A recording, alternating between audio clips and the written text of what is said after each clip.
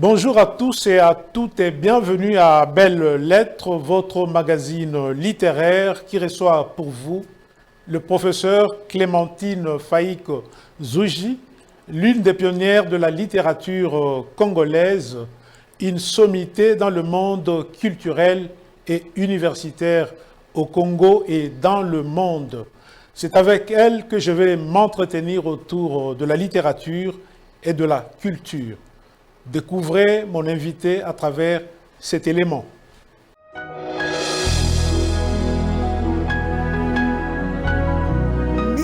Tchofa, dans la province du Kassai oriental, Clémentine Faïk Nzouji est philologue et ethno-linguistique de formation, professeure émérite de l'Université catholique de Louvain, écrivaine et chercheure en langue et culture fondamentale d'Afrique noire et en symbologie africaine.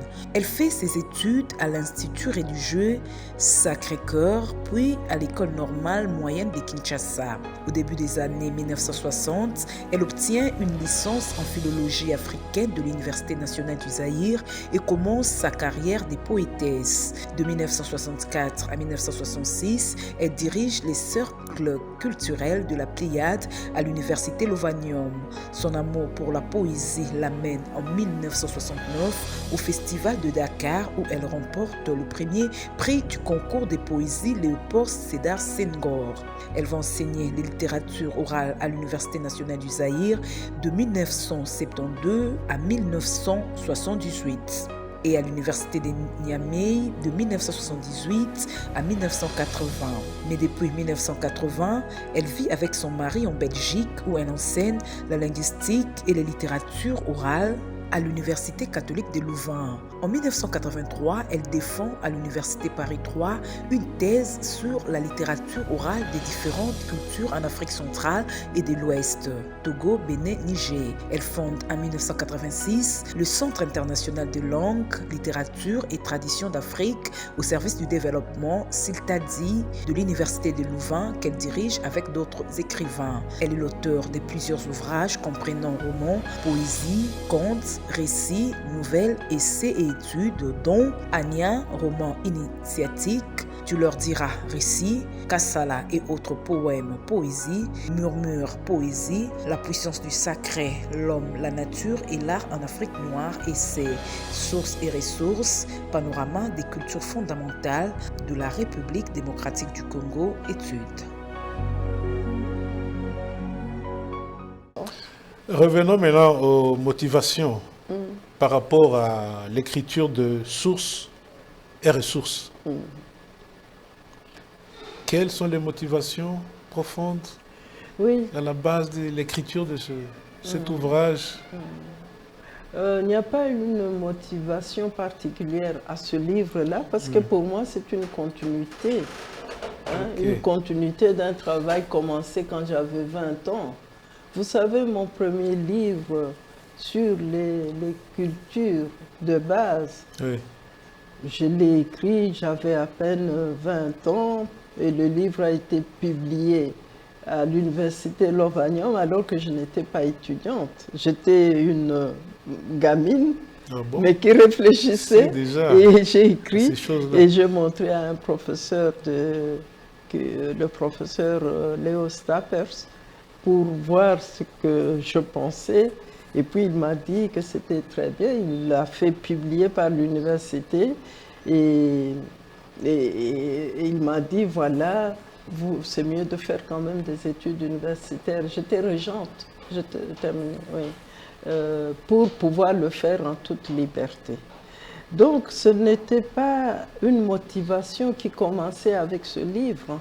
C'est une continuité de ce que j'ai toujours fait depuis mes 20 ans et qui avance. Moi, je trouve que c'est tout doucement, monsieur, parce que nos pays ne consacrent pas assez d'aide, de soutien à la recherche scientifique. Donc, moi, je le fais par tâtonnement parce que je ne suis pas riche pour ne faire que ça.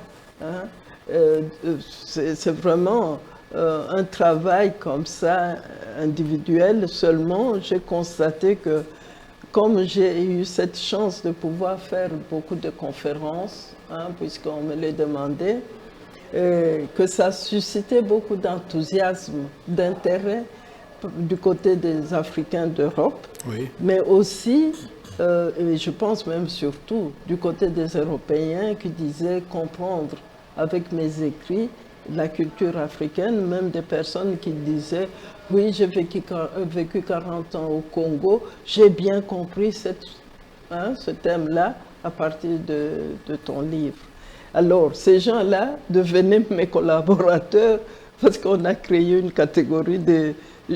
J'ai décidé que mon terrain était le monde. Toute personne que je rencontrais, si elle est noire, j'ai dit « Ah, quelle langue parlez-vous » Dans le train, ça faisait quelques heures dans le train. J'ai dit « Ah, monsieur, vous venez de quel pays ?» Mais pas dans le sens où les Belges nous posent cette question, mais ici, c'était pour connaître sa langue et commencer à poser des questions. Oui. Donc, et puis, je vais me faire tresser les cheveux. Ça dure 5 heures. Alors, j'entends les tresseuses parler et je dis, mais cette Camerounaise qui me raconte ce qui se passe au Cameroun, je trouve que c'est tout à fait comme au Congo. Voilà. Alors, du coup, je suis un panafricaniste parce que je sais ce qui se passe dans tel ou tel pays à partir de mes coiffeuses. Et surtout dans le comportement réel. Parce que quand on est chercheur, parfois, et quand on a les moyens d'aller sur le terrain, on est soutenu, donc on va sur le terrain avec un questionnaire. Mais moi, je suis tout à fait libre. Personne n'a jamais rien financé, donc je ne vais pas avec une idée préconçue, je fais ce que je veux sur le terrain. Et donc, je rencontre des gens vrais, c'est-à-dire ils sont dans leur vie naturelle et me racontent, ils vivent et moi j'observe et je pose des questions.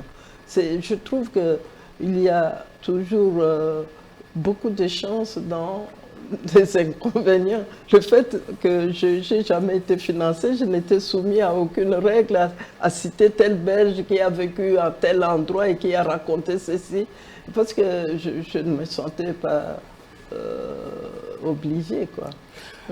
Selon le préfacier de votre ouvrage, le professeur Henri Mova, en vous lisant, on apprend que être, c'est posséder une culture. Est-ce que cette phrase vient de vous? Oui, enfin, oui, j'en ai beaucoup d'autres. Être, c'est posséder une culture. Comme certains diraient, je pense, donc je suis. Moi, je pense comme ça. Oui. Parce qu'un enfant qui vient au monde, dans beaucoup de cultures, surtout en Afrique, vous savez qu'on ne donne pas un nom le premier jour. Maintenant, nous le faisons, même avant la naissance, on dit il va s'appeler Pierre. Non, mais dans les traditions réelles, on ne nommait pas un enfant qui n'est pas né. On ne nommait pas un enfant qui n'a pas passé les rituels de naissance jusqu'au 8e jour selon la société pour posséder un nom. En lui donnant un nom, on le fait vivre, on le fait exister. Vous voyez, le nom et la manière d'appeler quelqu'un le fait exister. Donc, enfin, vous vouliez dire quelque chose, non? Est-ce que, en partant de cette phrase-là, être, c'est posséder une culture, on peut dire que la culture est à l'homme ce que l'eau est au poisson? Oui, je pense, parce que nous sommes imprégnés de la culture, imprégnés, complètement, impactés. On ne peut pas imaginer un être humain en dehors d'une culture. Ce qu'on peut dire, c'est que nous possédons plusieurs couches de culture, comme on possède plusieurs couches d'identité. Nous avons une culture de base, une culture fondamentale qu'on a entendue alors qu'on est encore au sein de sa mère. Vous savez qu'on a fait des expériences des enfants qui écoutent, des femmes enceintes qui écoutaient une sorte de musique pendant toute la durée de la grossesse. Et puis, quand elles ont mis au monde, on a mis, parce que c'était une expérience scientifique, hein, les enfants grandissant, on les a mis quelque part en mettant la musique que la maman écoutait. Oui. Et chaque enfant a sursauté, a été attentif, a réagi. C'est-à-dire, il écoutait, il entendait cette musique-là depuis le ventre de sa mère. C'est pour vous dire qu'on est imprégné d'une culture principale depuis le ventre de notre maman. Et puis après, ça devient petit à petit la culture familiale, puisqu'on reconnaît les voix. Hein, un bébé dans le ventre, les expériences scientifiques ont montré qu'ils reconnaissent la voix de la mère, la voix du père, l'instrument que jouait le père. Donc on reconnaît, on est dans une culture familiale et une culture du milieu. Hein, et en grandissant petit à petit, on acquiert alors d'autres formes de culture. Mais moi, je pense qu'elles viennent se greffer sur cette culture fondamentale. Parce que les mêmes expériences scientifiques ont montré maintenant qu'un enfant congolais, par exemple, adopté en venant au monde, on le donne à une maman européenne. Un jour, au cours de sa vie, cet enfant qui n'a plus été en contact depuis qu'il est venu au monde va avoir des réactions de son milieu d'origine, va réagir comme une femme congolaise ou un homme congolais, alors qu'il n'est pas dans le milieu. Pourquoi? Parce qu'il a été imprégné de ça alors qu'il était dans le ventre de sa mère. Et que dire de premiers habitants de la Terre? Ils avaient vécu sans culture, puisque la culture s'est constituée au fur et à mesure, qu'ils étaient en train de vivre. Ils ont vécu sans culture. Mais si nous allons dans les mythes, hein, parce que ce sont les mythes qui nous expliquent les premiers, nous voyons qu'ils ont quand même une culture, mais qui commence dans le monde imaginaire qui est le monde mythologique. Oui, quand Dieu crée le monde, il crée un monde à partir de rien, mais tout de suite, il y a des êtres qui appartiennent soit au règne animal, soit au règne végétal, ou nous autres, nous sommes au règne animal. Hein, donc.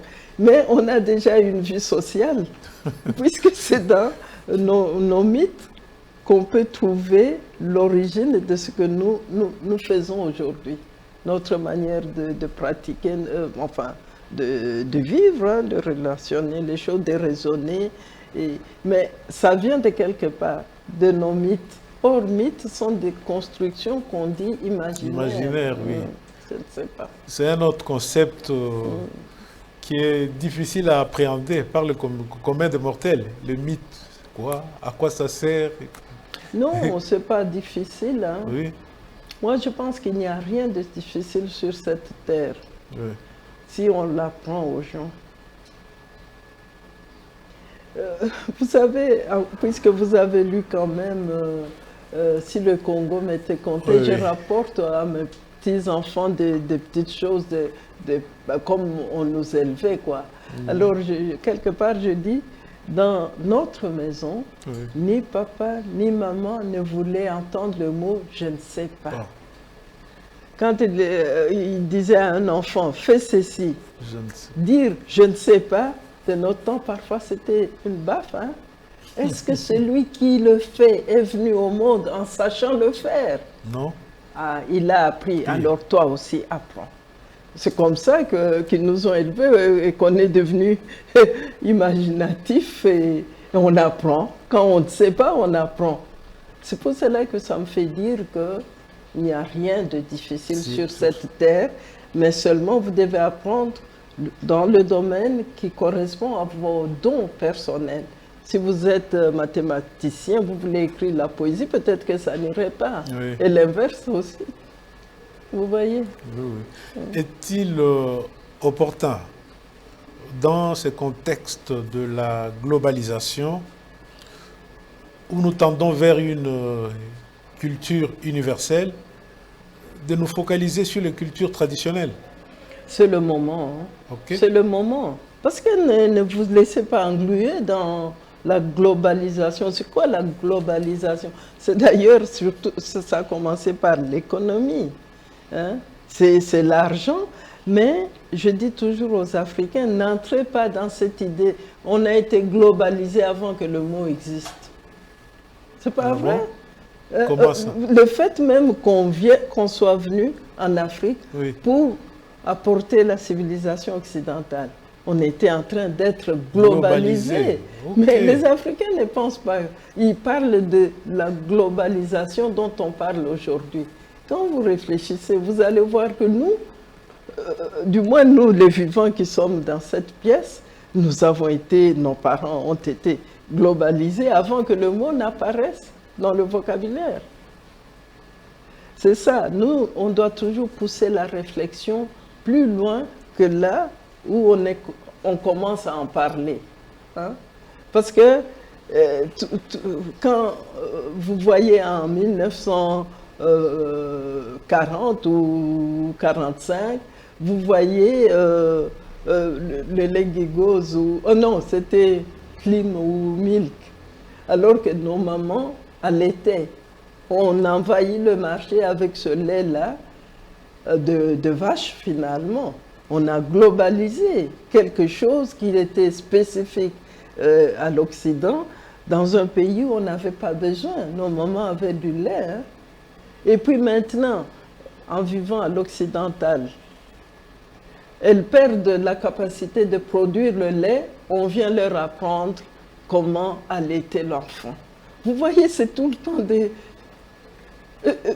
contradictions. Oui, un jour j'ai vu UNICEF faire la campagne pour apprendre aux femmes à allaiter leurs enfants plutôt qu'à donner du lait. J'ai failli mourir. Parce que je me suis dit, mais c'est ce que ces mamans faisaient. On leur dit non, votre lait n'est pas bon, voilà le lait de vache qui est bon pour vos enfants.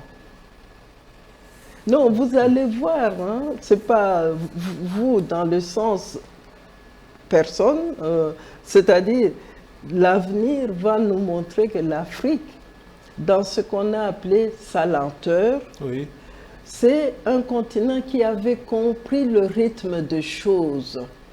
Hein?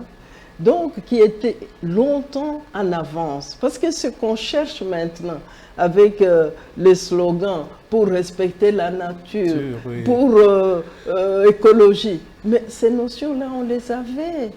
On les avait. Les gens régulaient, connaissaient bien le rythme des saisons et ils avaient des traditions qu'on appelle en Tchoulouba, mouvou, c'est-à-dire des animaux titulaires. C'est-à-dire, dans la philosophie spirituelle, on disait que tout être humain a son semblable dans la création. Donc, si votre semblable est un crocodile, vous ne pouvez pas tuer le crocodile, parce qu'il vous représente. Hein? Mais la plupart des cas, c'était une communauté qui avait tel totem ou tel totem. Qu'est-ce qui se passait? Il se passait que l'animal totem devenait l'ami de la communauté. Parce que leurs frères, alors il y avait seulement une saison où on pouvait les tuer et une saison où on devait les laisser se reproduire. Mais maintenant, si on vous dit, la science montre qu'il faut laisser reposer la terre, hein, ça valait pour la terre aussi. La mise en jachère. Oui, en jachère. Oui. Et puis, qu'est-ce qu'il y a de nouveau? Hein? Il n'y a rien de nouveau, vous savez. Mais si les Africains retournaient à leur tradition, ce n'est pas pour s'engluer dedans, c'est pour prendre ces traditions et avancer avec. Hein? On a parlé, bon, s'il y a une motivation que je peux vous expliquer d'il y a les débuts de mes recherches, c'était parce que justement, on parlait souvent de sous-développés. Hein.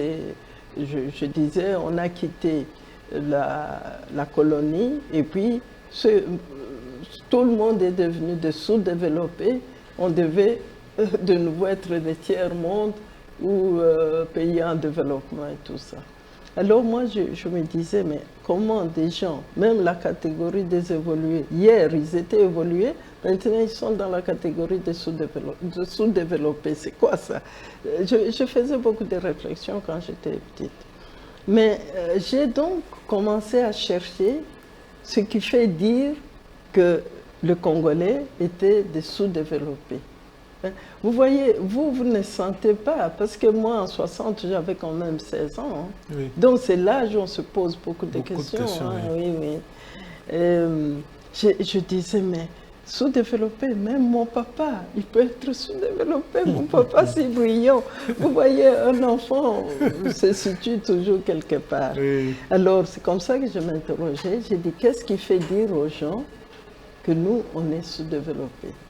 Alors, c'est comme ça que j'ai commencé à étudier, et en étudiant ces cultures, je trouve que ce sont des cultures qui suivaient le rythme des choses créées. Et je suis remontée dans les mythes qui expliquent justement la création et le rythme des choses. J'ai trouvé que ça tenait. Mais seulement le fait qu'on respectait le rythme des choses. Vous savez, on ne pouvait pas arracher un arbre comme ça. Je suis étonnée qu'au Congo, maintenant, on ne respecte rien. Et ça voulait dire laisser l'autre venir, celui qui va remplacer. Hein. Cet arbre-là, il y a un autre qui va remplacer. Laissez-leur le temps que celui-ci se chute, devienne vieux et que l'autre revienne. Et j'ai du coup compris ce qu'on appelle sous-développement. C'est basé sur le rythme de rapidité des choses. Mais pour l'Afrique, je me suis dit, sous-développement, c'est cet arrêt que les gens font dans leurs activités, soit pour la chasse. Oui. Vous savez, les gens ne chassaient pas n'importe comment. C'était toujours ce principe d'animaux tutélaires. Oui. Oui, oui, oui.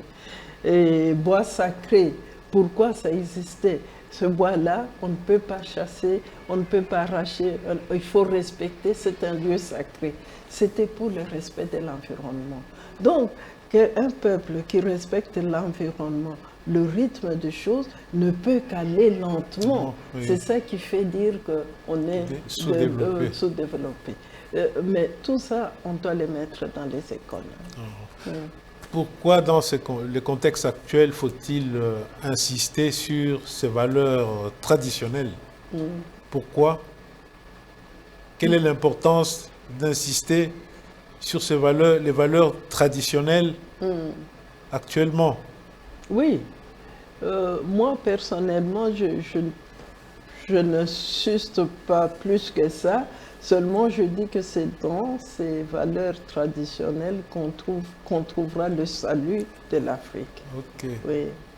Tout simplement parce que ce qui est bon en Afrique n'est pas encore touché, n'est pas entamé, abîmé par quelque chose, justement par le négatif du fait qu'on ne veut pas le regarder. Les Africains même disent des histoires qui n'ont pas de valeur. Donc, il y a encore des choses purement vierges, oui, qui contiennent des valeurs. Par exemple, dans les plantes médicinales, c'est extraordinaire le monde des traitements avec des plantes et des choses comme ça, qui peuvent aider l'Afrique. Mais ce n'est pas seulement pour l'Afrique. Moi, quand je parle, je dis le bon de l'Afrique, c'est le bon du monde. Oui? On trouve facilement que nous, on a accueilli et assimilé ce que l'Occident faisait entrer, et je ne peux pas faire arrêter ce qui est bon de l'Afrique aux frontières. Moi, c'est pour le monde, hein, le bon de l'Afrique, c'est pour le monde. Ok. Vous avez parlé dans votre livre de la perte, d'une perte vertigineuse des valeurs culturelles traditionnelles. Que peut la littérature contre cette perte-là? La littérature peut jouer un rôle dans la conservation de ces valeurs, dans leur transmission, dans leur survie? Oui, je pense que la littérature peut jouer beaucoup. Vous voyez, à l'époque, je crois que c'est vers le 19e siècle, je ne sais plus très bien situé, quand les gens ont vu, même dans le monde scientifique, que l'Occident perdait ses valeurs. Oui. C'est ce que nous, on voit, qu'on constate, hein, l'Afrique a perdu ses valeurs. Ils se sont dit, nos valeurs ne sont pas... C'était quand même la période où on a découvert le bateau à vapeur. C'était l'industrialisation, donc c'était quelque chose de progrès. Oui. Mais sur le plan spirituel, ils ont senti qu'ils perdaient leurs valeurs. Et qu'est-ce qu'ils ont fait? Ils ont envoyé des gens récolter leurs traditions. Tous les rites qui restent, qui nous viennent maintenant de l'Occident, sur leur manière de vivre, beaucoup ont été récoltés à cette époque. Leurs proverbes, leurs mythes, leurs contes, tout, parce qu'ils se sont dit que c'est dans ces choses-là qu'ils vont retrouver leur âme et leur vraie identité, mais pas dans les inventions de l'époque. Et ils ont commencé à étudier ça. C'est là où il y a eu l'essor de ce qu'ils ont appelé folklore. Hein. Mais vous voyez par exemple les opéras. Oui, les opéras. Opéras, musique classique. Leur naissance, c'est les mythes, hein. Mythologie. Hein. Grec, Orphée, Orphée, oui. Oedipe, oui, tout, ça vient des mythes. Et voilà ce qu'ils en ont fait aujourd'hui. Des spectacles éblouissants, hein, et qui touchent le monde entier. Moi, j'adore les opéras, par exemple. Et c'est devenu un bien, comment on dit, patrimoine culturel universel. Universel, oui. C'est mon rêve aussi pour les mythes africains, qu'on les mette en scène comme les opéras avec les danses classiques et tout. Oui. Et ça donne de la culture aux gens. Lorsqu'on parle de vous, ce qui revient en premier à l'esprit des gens, c'est votre recueil Kassala. Oui. Ce sont en fait des chants Luba, oui, qui sont intimement liés à votre destin, puisque vous en avez fait le sujet de votre mémoire de licence et de votre thèse de doctorat. Oui, c'est vrai. Moi, je suis de culture Luba, mais je n'ai jamais compris où réside l'importance, l'utilité des Kassala. Je sais que ce sont des chants souvent tristes, qui vous font tressaillir du dedans, et qui vous renvoient juste, qui font intervenir l'émotion et non la raison. Est-ce que vous pouvez nous dire pourquoi vous êtes intéressé à ce chant-là et quelle est l'importance de Kassala dans la vie des gens ou du peuple Luba? Personnellement, comme je vous disais, que le parent avait vécu dans des régions qui n'étaient pas notre région d'origine. Oui. Et quand je suis arrivée au Kasaï et que j'avais 7 ans, vous savez que c'est l'âge vraiment clé où on commence à devenir adulte. Et j'ai commencé à entendre ces chants-là. Et ça m'a ému. C'est pas triste. Ça émeut, mais c'est pas une tristesse dans le sens souffrance. Oui. Ça nous emporte. Et quand j'étais à cet âge-là, je ne comprenais pas bien le tchoulouba. Donc c'est l'air, la mélodie, oui, que je sentais. Et puis plus tard, ça m'a intéressé comme matière étudiable. Et j'ai écrit un autre livre aussi en dehors de ça. Et puis finalement, jusqu'à mon doctorat d'État. Vous dites que ça ne nous fait pas réfléchir, mais tout chant, pourquoi ça doit nous faire réfléchir? Le but d'un chant, c'est de nous émouvoir quand même. Il n'y a pas de chansons qui nous font réfléchir en premier lieu. C'est après, quand on écoute, on dit, ah voilà, ces paroles-là sont... Mais le Kassala, comme les mbimbi, des Bayaka Oui. et toutes les régions. Je crois que toute l'Afrique noire possède ces kassala. Hein. Moi-même, quand je suis allée au Bénin, quand j'ai entendu leur kassala, mais je ne comprenais rien, mais je me suis mise à pleurer tellement c'était émouvant. Donc, Même au Sénégal aussi, oui, là. oui, ça vous touche, Oui, vous oui. ne comprenez pas les paroles. Alors vous comprenez pour la musique classique, quand j'ai dit que, bon, Chopin, ça me touche, ça m'émeut. C'est des choses qui appartiennent à l'homme, à l'humain, peut toucher tout être humain.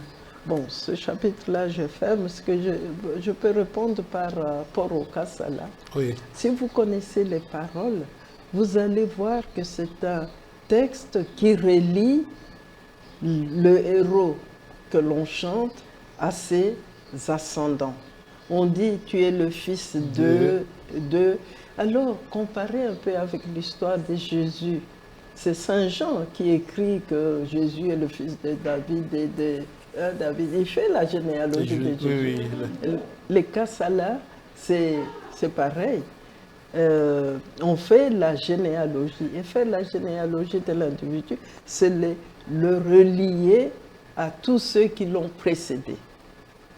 Et actuellement, en médecine, il y a une science qui s'appelle psychogénéalogie, qui peut trouver chez certains malades des affections qui viennent des ancêtres lointains, qui n'ont jamais connu, mais à part les maladies, ça c'est connu, mais sur la manière d'être, qui viennent des ancêtres très, très lointains, oui, et qui se manifestent dans les gens d'aujourd'hui. Alors cette science veut dire que nous gardons des traces de tous ceux qui nous ont précédés.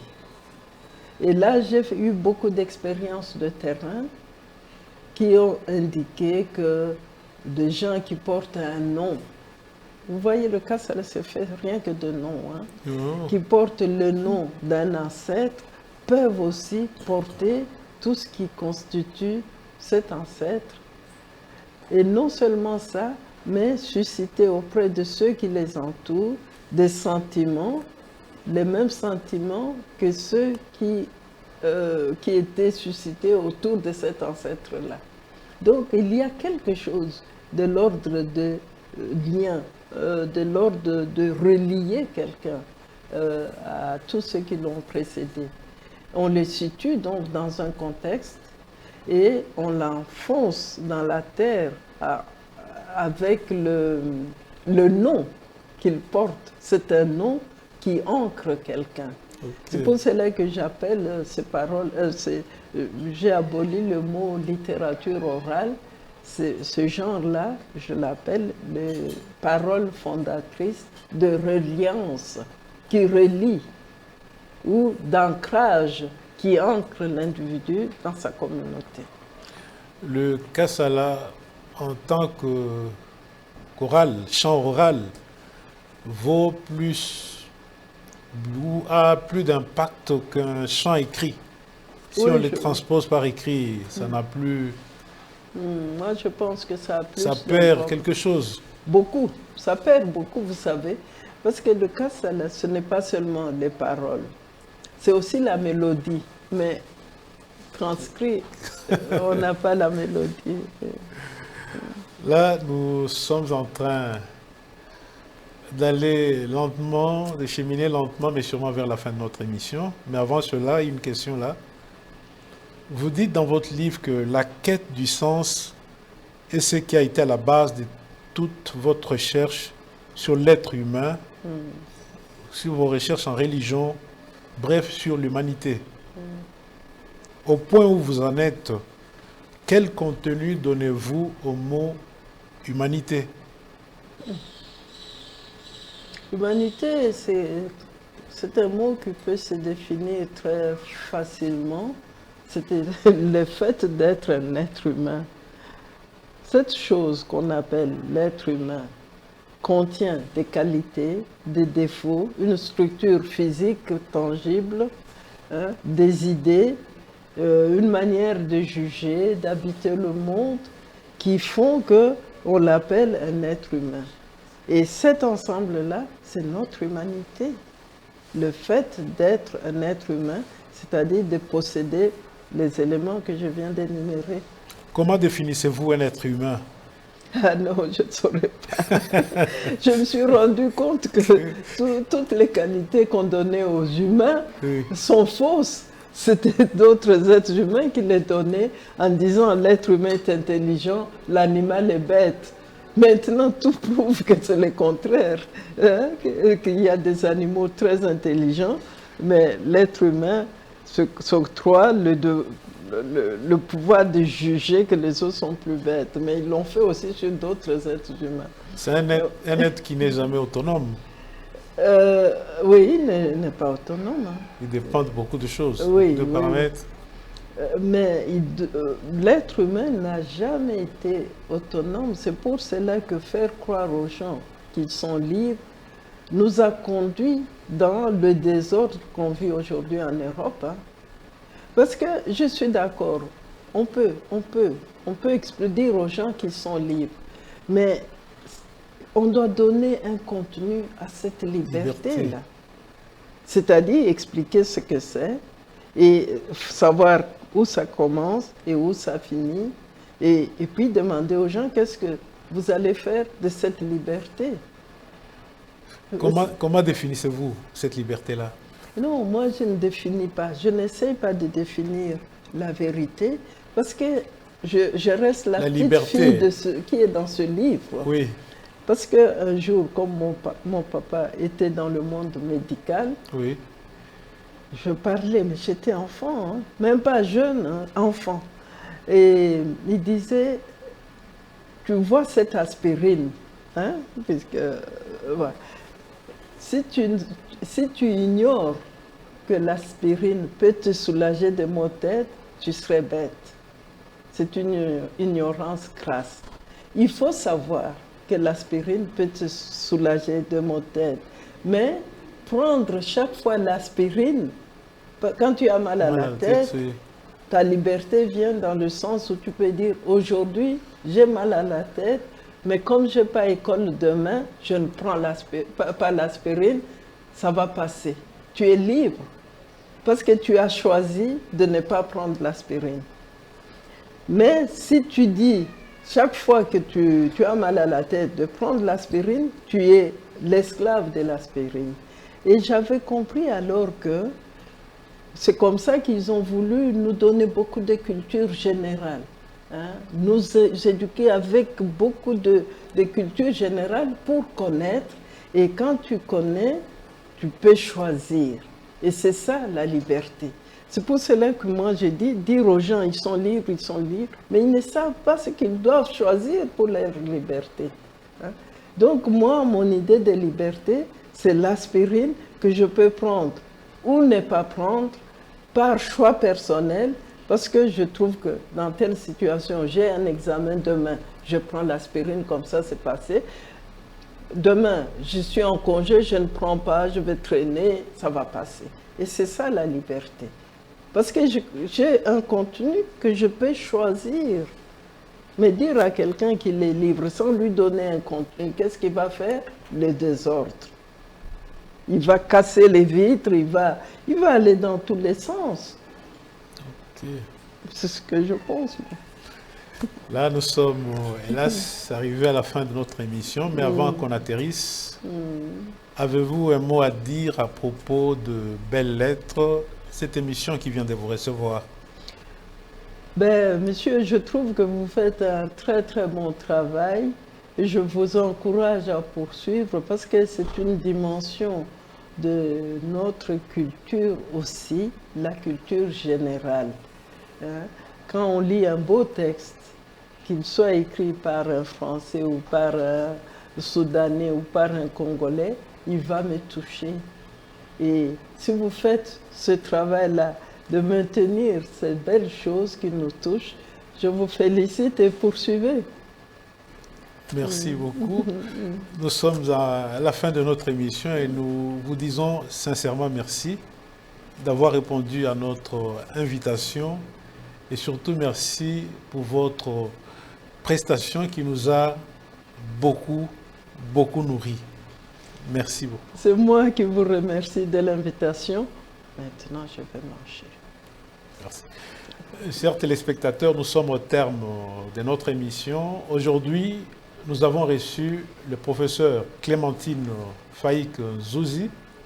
C'est avec elle que nous nous sommes entretenus autour de la littérature, autour de la culture et de bien d'autres choses encore. Nous vous disons merci pour votre attention et vous fixons rendez-vous au prochain numéro de Belles Lettres. Bye bye. Bye.